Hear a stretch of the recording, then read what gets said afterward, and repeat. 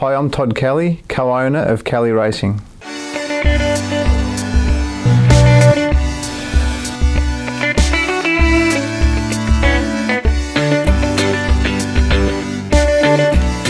Kelly Racing is primarily a four-car supercar team, which is at the moment one of the biggest teams in the country. We also do another category, TCR, which we run another 4 cars in. So a lot of workshop space here, a lot of different departments, quite a dynamic business with around 60 staff, pretty busy place to work.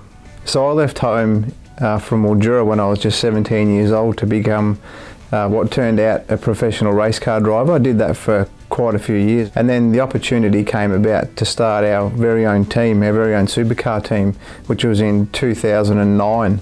So Kelly Racing was born in 2009. We spent a number of years with Holden at the time, then brought Nissan back into supercars in 2013, and it's really built the team into what it is today.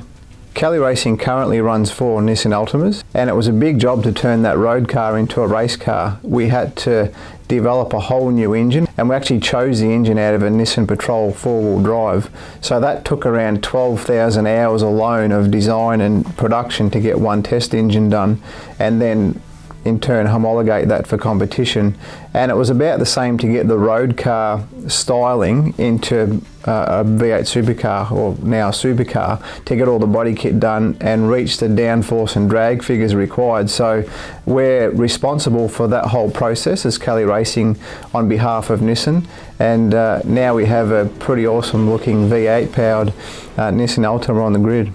The thing that motivates me the most and gets me out of bed to come to work every morning is just trying to improve every aspect of what we do. I really enjoy the engineering part of the business, trying to make the cars faster through design and production of new parts, but it's quite a unique business. It's almost a dream job. It's quite a complicated business model with around 60 staff, but 19 different departments, from a marketing team and a merchandise team. There's everything from Instagram to CNC machine shops, engine building, CAD design. There's about like a good 15 separate businesses in one, and to try and get all of those right and ultimately work together to generate performance is a really exciting job. It's very satisfying to win a race. It's funny though, it's a lot different to winning a race as a team owner. As a driver, you've got one job and one responsibility. You've got X amount of laps. You need to get the start right, you need to get your pit stop right, not make any mistakes, and you've ticked those boxes with a fast car. And the crew have done a good job, and you've won a race. It sounds easy, and it's funny, the races that I've won over the years have probably been the easiest races I've ever had. To win a race as a team owner is much harder. You've got hundreds and thousands of things to get right, the responsibility of all of the staff, all of the design, and winning a race takes 2 or 3 years of planning. You know, what car should you be in? Lobbying behind the scenes with the rules. So to look at it like that, I think winning a race as a team owner, especially if you're the manufacturer's homologating team, is a lot more satisfying than a driver. But winning a race as a race car driver is also the ultimate. So yeah, it's a hard question. One of the difficult things in motorsport are those days where that doesn't all go to plan. Something breaks and you have a DNF as a result of something you've designed and developed and made in-house, and it's inevitable. There's thousands and thousands of parts in the car that are under a huge amount of stress in a racing environment, and a lot of the lifing cycles of those parts, there's only one way to find out when things are going to break, and that's in cases trial and error. So it is pretty tough. We've been very lucky. We've had pretty decent reliability given the amount of new parts that we've designed and made, but it's still a tough day at the office when a car doesn't see that checkered flag.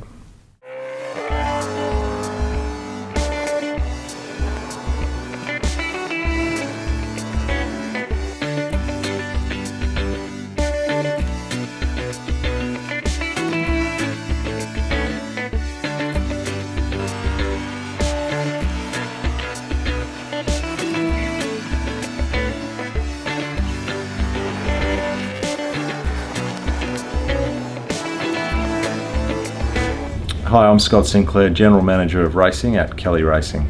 Yeah, Winton's been a good track for us over the years, you know. Yeah, so the weekend just gone, we had, we had a few highlights, we had a few disappointments as well. But Gary, starting to find his rhythm and had a really good Saturday.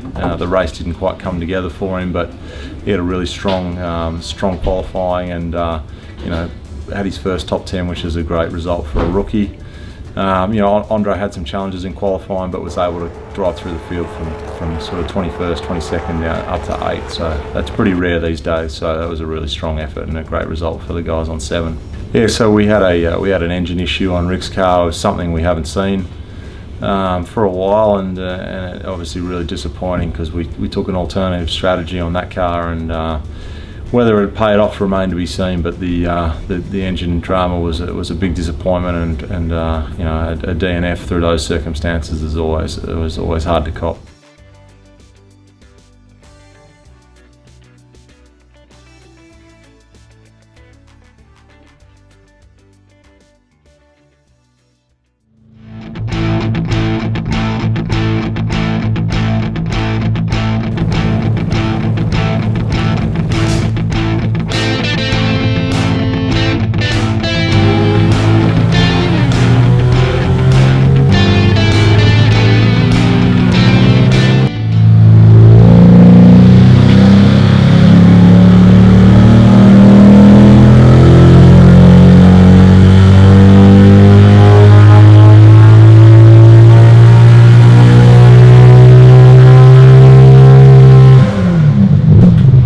My name's Tony Freeman. I work in the engine department for Kelly Racing.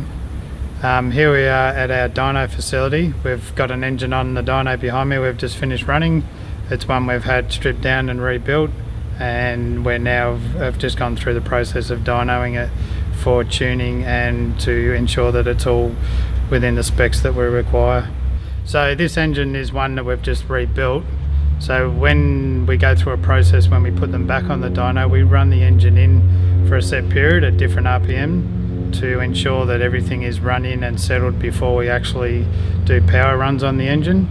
And then once we've done that, we go through some checks that we check all our filters and stuff to ensure we have no wear or component problems. And then we ramp the engine at different throttle positions all the way through, effectively from about 1 or 2% through to 100% in various steps along the way.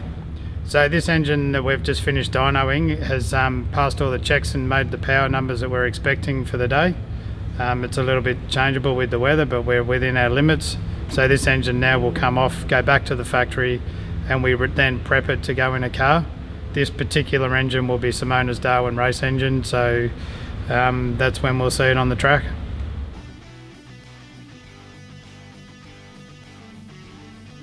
My name's Jamie. I'm number 1 on Simona's car. This is the engine which has just come back from the dyno, and we're about to fit it to the car. As you can see, the engine's fully dressed. The subframe's bolted to the engine, ready to fit to the chassis, which makes it easy to fit and remove. Tell me if I need to do that.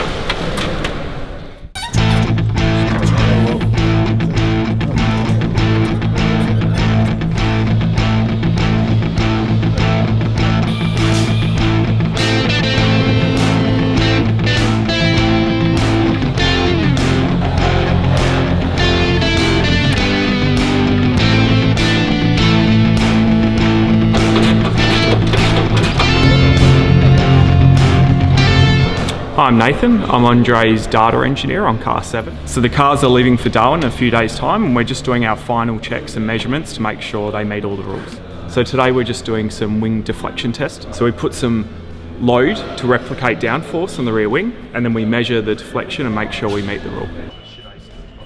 So here we are, we've been here for back at the workshop for 9 days, and the preparations are all but complete now. All the cars are set up, ready to go for Darwin, and we've lost a few staff today down to TCR at Phillip Island, but Rick's car's got a fresh engine, ready to go again. All the other cars looking bright and shiny, and looking forward to getting up to Darwin into the heat, out of the cold of Melbourne, and see what we can deliver.